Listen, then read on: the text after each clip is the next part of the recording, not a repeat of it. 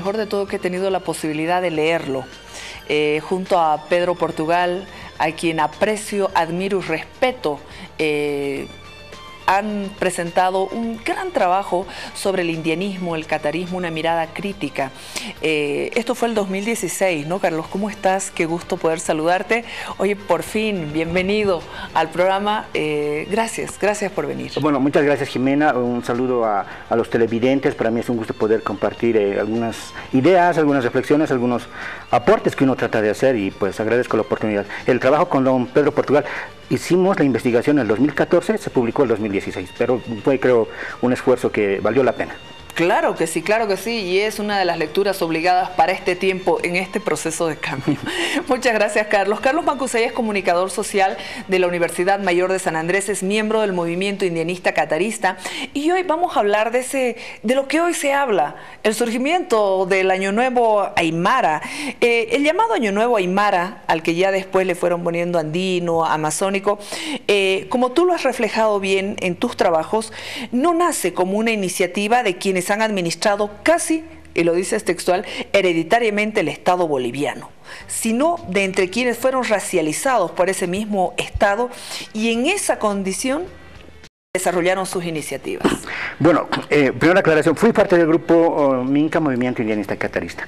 Bueno, sobre el punto específico, yo he tratado de escribir varias cosas, las he publicado, no tanto por, digamos, porque era para una revista académica. Mis trabajos han sido más por pasión, por política, por los temas que tocaba, me gustaba escribir. Muchos podrían observarme el rigor metodológico en mi trabajo. Bueno, mi público no ha sido tanto la academia, ha sido la gente que está en procesos de lucha.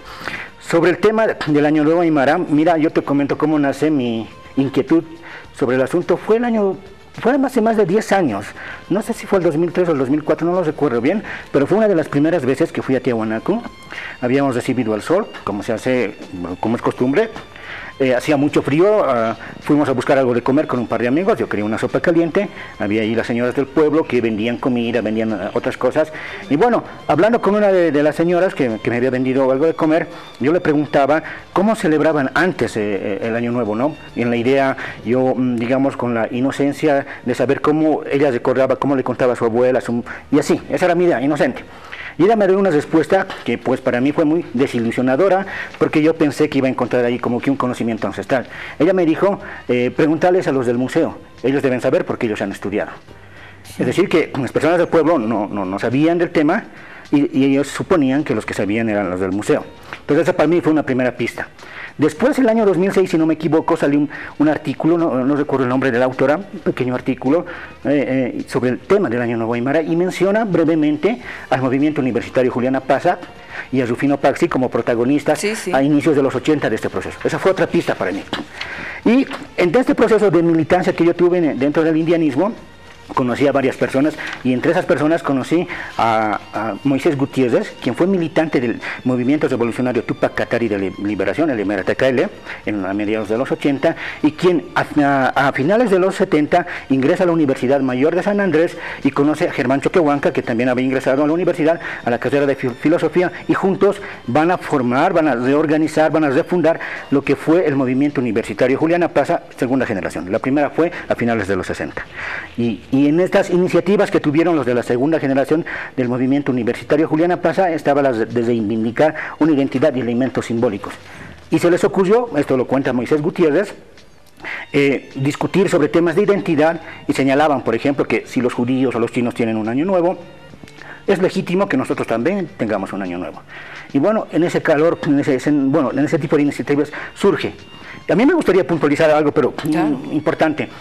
Yo soy un poco crítico de muchas observaciones que se hacen, ¿no? Como que este es un invento, están engañando, es como una estafa, sin considerar el contexto en que surgió. Hay que tener en cuenta que por esos años, a diferencia de la actualidad, las personas de piel morena eran pocas en la universidad. Digamos, las expresiones de racismo eran mucho más fuertes. Yo necesito un ejemplo que está en el libro que comentas, que escribimos con Pedro Portugal. A finales de los 70, Banzer estaba barajando la posibilidad de traer, digamos, población blanca de Sudáfrica. Sí, claro. Estaba barajando la posibilidad. Y en Bolivia había gente que creía que no había racismo. en ese escenario difícil. Y otro ejemplo, lo cuenta por ejemplo Daniel Sirpa, que actualmente trabaja con Pedro Portugal en el periódico Pucara. Él cuenta que, por ejemplo, cuando los muchachos universitarios del Munja se presentaban a una elección a la FUL, allá por el tiempo en que surge el Año Nuevo Aymara, la gente de izquierda que se sentía revolucionaria y que luchaba por el pueblo, que tenía empleadas domésticas de pollera, esa gente no escuchaba a los candidatos del Munja. Cuando hablaban ellos, les daban la espalda, murmuraban, incluso decían, por ejemplo, de la huipala, que era un símbolo de los agentes de la CIA, no tenían identificación con los estigmatizaban. Moisés Gutiérrez cuenta que era en su lenguaje muy común decir de la gente de izquierda, ahí está alguien, ahí está un Munja, pero en el sentido como ahí está un indio, ahí está alguien inferior. Entonces era un escenario muy difícil. Y cuando van a formar esta ceremonia, los integrantes del Munja, también hay que tener en cuenta que su preocupación no es académica.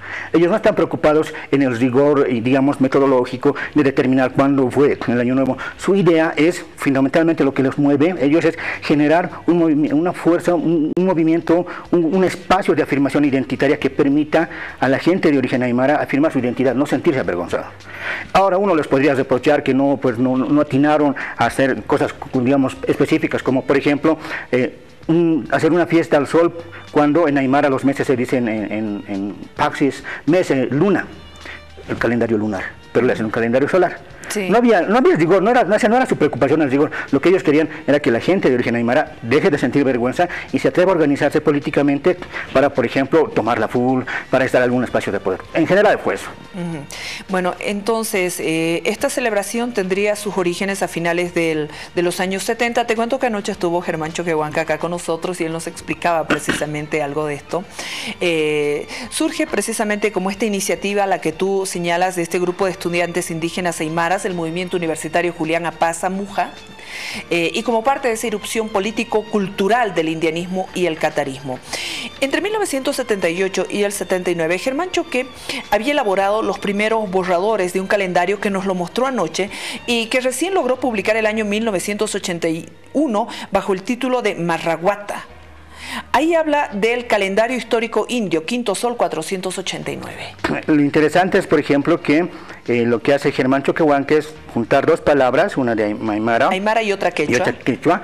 Ese es un esfuerzo, por ejemplo, de articular entre los indianistas la idea de que podemos ser aymaras, pero también somos indios y por lo tanto los quechuas también son parte de lo indio. Mara en aymara y el guata en quechua. La idea es de tratar de articular, y como tú puedes identificar en aymara una palabra distinta de la de quechua, lo que le quieres juntarlas. Esa es una muestra, por ejemplo, de ese esfuerzo de articular. Lo otro, el colocar, por ejemplo, Quinto Sol es muy interesante, porque le trata de dar un valor de cada sol como 1000 años, sí, ¿no? 1000 años, y a esos 1000 años agregarle, digamos, los que habrían pasado desde la colonización española. Por eso es que hablan de los 5526 años ahora. Moisés Gutiérrez, en una charla que tuvimos en el foro de autonomías de la UNSA, que está en un video en el YouTube, lo pueden buscar, lo grabamos, que hay en elementos caseros, uno los puede subir, ya no es muy complicado. Entonces ahí cuenta, por ejemplo, ahí cuenta Moisés Gutiérrez cómo se les ocurrió poner este tipo de datación y esas cosas.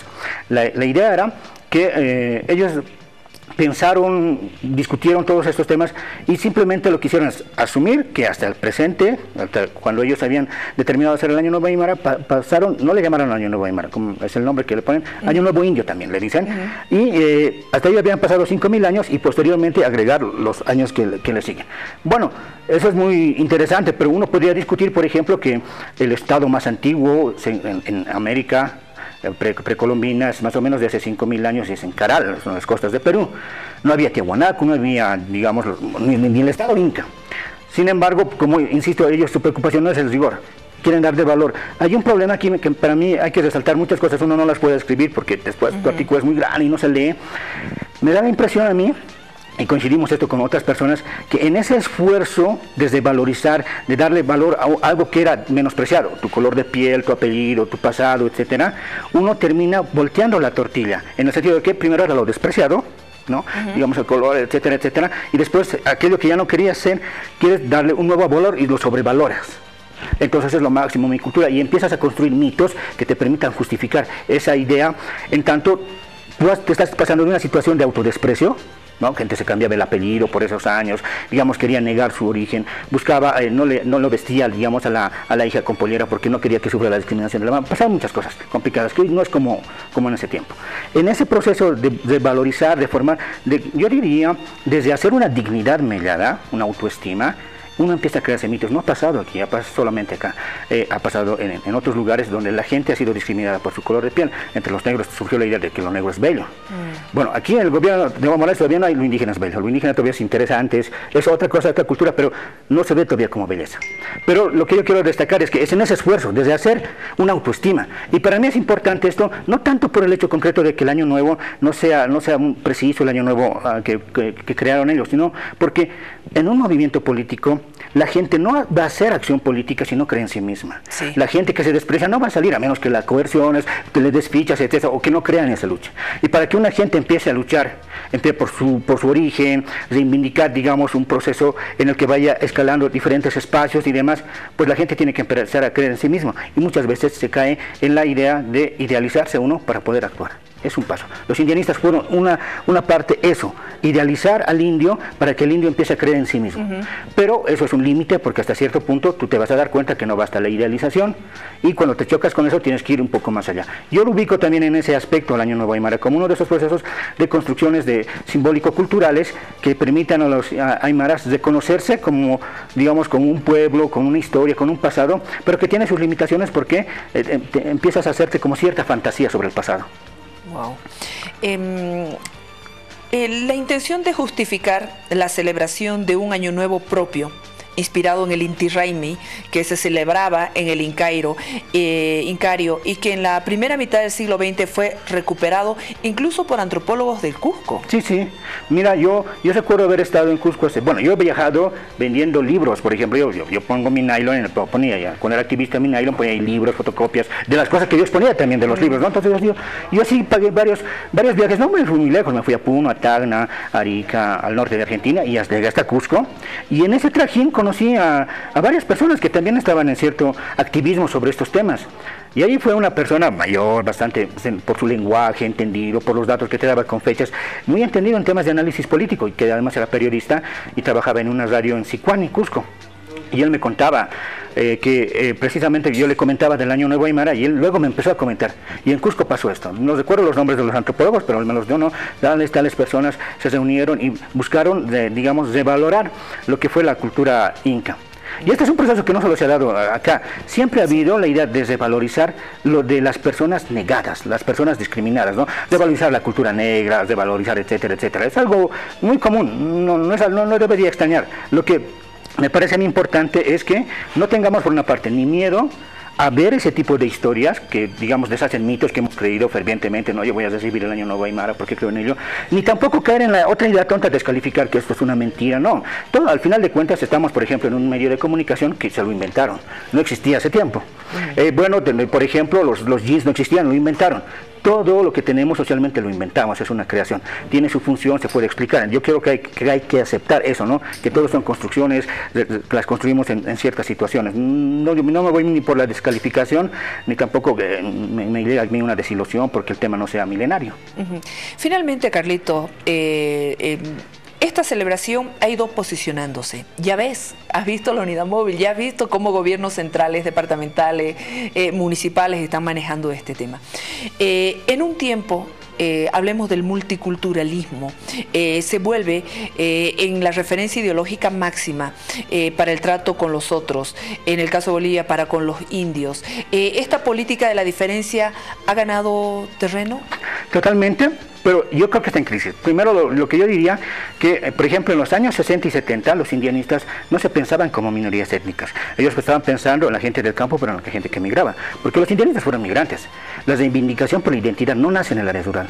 Nace de gente que vivió en el área rural, pero que empezó a notar las limitaciones de la inclusión en la sociedad boliviana, digamos, por el apellido, no podías entrar a todos los espacios. Yo conozco historias de, por ejemplo, un amigo, no voy a decir el nombre del periodista famoso deportivo, que el periodista le pidió para que él sea camarógrafo, te estoy hablando de los 90, yo era todavía muchacho, él contaba que le había pedido que se cambie el apellido Mamani y recién podía trabajar.